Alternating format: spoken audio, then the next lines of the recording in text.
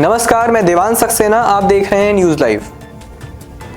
IIMT विश्वविद्यालय के छात्र पहुंचे रशियन हाउस, जानी वैज्ञानिक तकनीकों की बारीकियां। आईआईएमटी विश्वविद्यालय मेरठ के 14 चयनित छात्रों ने Russian centre of science and culture यानी रशियन हाउस नई दिल्ली में आयोजित the day of science technology and innovation कार्यक्रम में प्रतिभाग किया।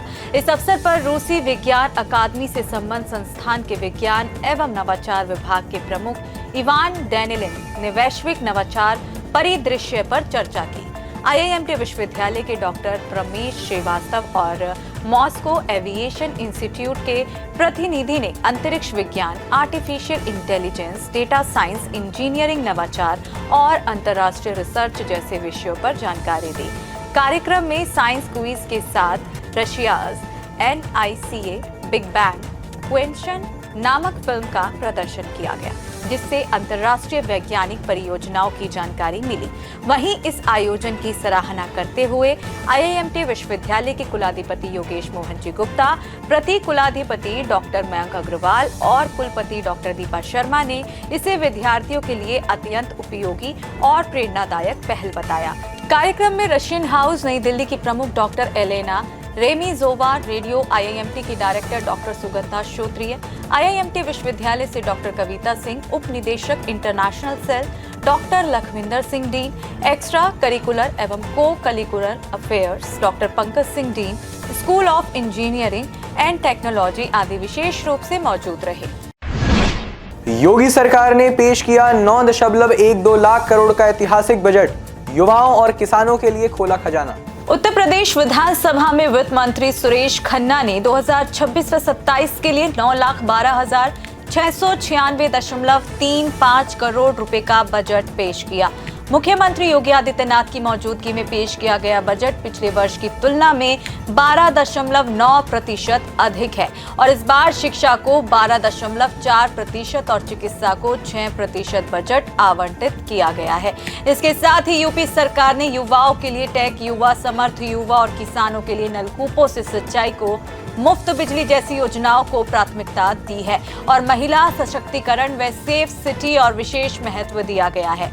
वित्त मंत्री सुरेश खन्ना ने बताया कि राज्य के प्रति व्यक्ति आय अब 1,09,884 रुपए हो गई है, जो 2016 व 17 की तुलना में 2 गुनी से भी अधिक है।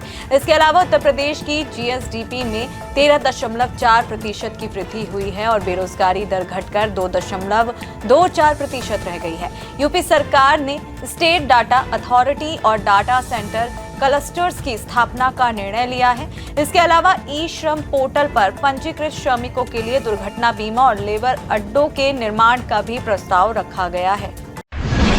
सरकारी कार्यक्रमों में राष्ट्रगान के बाद वंदे मातरम अनिवार्य है, सरकार ने जारी की गाइडलाइन। केंद्र सरकार ने वंदे मातरम को लेकर नई गाइडलाइंस जारी की हैं। इसके तहत अब सरकारी कार्यक्रमों, स्कूलों और अन्य महत्वपूर्ण आयोजनों में वंदे मातरम के सभी 6 छंद राष्ट्रगान के तुरंत बाद बजाए जाएंगे।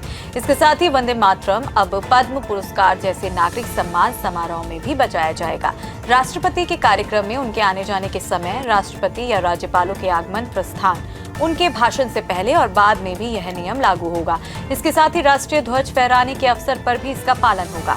केंद्रीय गृह मंत्रालय ने कहा है कि जब वंदे मातरम गीत बजाया जाएगा तो सभी लोग ध्यान मुद्रा में खड़े रहेंगे। वंदे मातरम गीत बंकिम चंद्र चटर्जी ने 1875 में लिखा था और 1882 में उनके उपन्यास आनंद मठ में प्रकाशित हुआ था। बाद में 1937 में कांग्रेस ने फैजपुर अधिवेशन में सिर्फ पहले 2 छंदों को अंगीकार किया गया था। अमेरिकी ट्रेड डील में भारत के लिए एक और राहत भरी खबर, व्हाइट हाउस ने फैक्ट शीट किए बदलाव। अमेरिका के साथ ट्रेड डील को लेकर भारत के लिए एक और राहत भरी खबर आई है।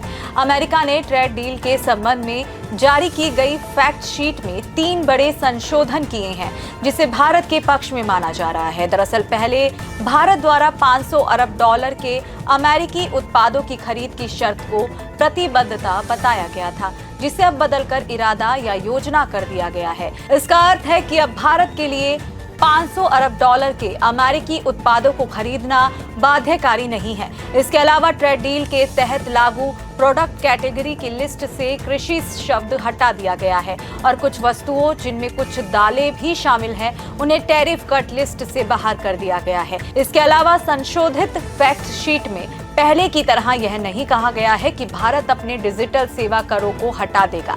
इसके बजाय इसमें कहा गया है कि भारत मजबूत द्विपक्षीय डिजिटल व्यापार नियमों के एक ग्रुप पर बातचीत करने के लिए प्रतिबद्ध है। ईरान से जारी तनाव के बीच अमेरिका ने उतारा मिसाइलों के लिए मोबाइल लॉन्चर, कतर एयरवेज पर बड़ी तैयारी। मध्य पूर्व में ईरान के साथ बढ़ते तनाव को देखते हुए अमेरिका ने कतर स्थित सबसे बड़े सैन्य अड्डे अल उदैद पर मिसाइलों के लिए मोबाइल लॉन्चर तैनात कर दिए हैं।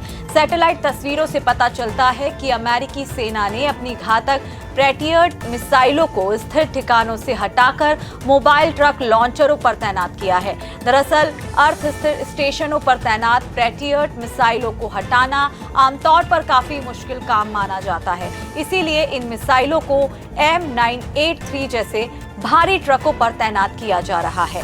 इससे मिसाइलों को किसी भी समय युद्ध क्षेत्र में तेजी से पहुंचाया जा सकेगा और अगर ईरान हमला करता है तो ये ट्रक आसानी से अपनी जगह बदल सकते हैं। इससे अमेरिकी मिसाइल बेस को निशाना बनाना मुश्किल हो जाएगा। घरेलू शेयर बाजार में तेजी, सेंसेक्स निफ्टी में उछाल, ऑटो और आईटी शेयर्स में खरीदारी। घरेलू शेयर बाजार में आज तेजी का रुख रहा। इस दौरान सेंसेक्स करीब 100 अंकों की तेजी के साथ 84,400 अंक के लेवल पर कारोबार करता नजर आया, तो वहीं निफ्टी बढ़त के साथ 26,000 के लेवल पर पहुंच गया। इस बीच ऑटो, आईटी और मेटल शेयर्स में खरीदारी का दौर रहा। इसके साथ ही सेंसेक्स के 30 शेयरों में से 22 में तेजी और 8 में गिरावट आई। इसके अलावा निफ्टी के 35 शेयर्स तेजी के साथ कारोबार करते रहे। वहीं एशियाई बाजारों में दक्षिण कोरिया का कॉस्पी इंडेक्स 0.83% बढ़कर 5,345 पर और हांगकांग का हैंगसेंग 0.23% चढ़कर 27,246 पर आ गया। दूसरी ओर चीन का शंघाई कंपोजिट 0.14% तेजी के साथ 4,134 पर कारोबार करता रहा। सराफा बाजार में उतार चढ़ाव जारी, सोने और चांदी के भाव में मामूली तेजी। घरेलू सराफा बाजार में उतार चढ़ाव के बीच सोने और चांदी के भाव में मामूली तेजी आई। अखिल भारतीय सराफा संघ के अनुसार दिल्ली में 24 कैरेट सोने का रेट बढ़कर सभी टैक्स 1,60,700 रुपए 10 ग्राम हो गया है। बीते दिन यह 1,58,500 रुपए प्रति 10 ग्राम पर बंद हुआ था। उधर गुड रिटर्न्स के अनुसार 24 कैरेट सोने की कीमत बढ़कर 1,58,060 रुपए प्रति 10 ग्राम हो गई है। वहीं आधिकारिक वेबसाइट ibjarats.com के अनुसार 999 शुद्धता के सोने का भाव 1,56,113 रुपए प्रति 10 ग्राम और 995 शुद्धता के सोने का रेट 1,55,488 रुपए प्रति 10 ग्राम रिकॉर्ड किया गया। इसके साथ ही 999 शुद्धता की चांदी की कीमत 2,58,091 रुपए प्रति किलोग्राम दर्ज की गई।